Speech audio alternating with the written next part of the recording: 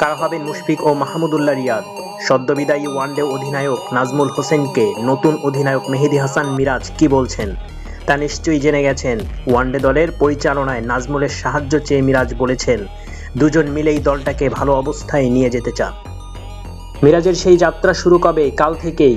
কলম্বো রানাসিংহের প্রেমাদাস স্টেডিয়ামে শ্রীলঙ্কার বিপক্ষে প্রথম ওয়ানডে দিয়ে। তার ঠিক আগেই দলের অধিনায়কত্বে যেমন নতুনত্ব এসেছে, পুরনো দল থেকে খসে পড়েছে দুইজন বড় তারকাও। গত ফেব্রুয়ারিতে চ্যাম্পিয়ন্স ট্রফির পর ওয়ানডে ক্রিকেটকে বিদায় বলে দিয়েছেন মুশফিকুর রহিম ও মাহমুদুল্লাহ রিয়াদ। মুশফিক এখনও টেস্ট খেললেও মাহমুদুল্লাহ এখন সব সংস্করণেই সাবেক ক্রিকেটার। ওয়ানডে থেকে তাদের অবসরের পরেই এই প্রথম 50 ওভারের ম্যাচ খেলবে বাংলাদেশ দল। তামিম ইকবাল অবসর নিয়েছেন, সাকিব আল হাসান অবসর না নিলেও অবসরে। এখন মুশফিক মাহমুদুল্লাহও নেই, মাশরাফি বিন মর্তুজাও তো নেই।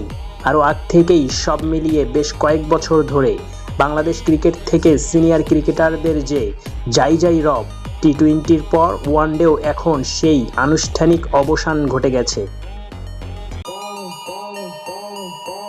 নিউজটি যদি ভালো লাগে চ্যানেলটি সাবস্ক্রাইব করে সাপোর্ট করবেন।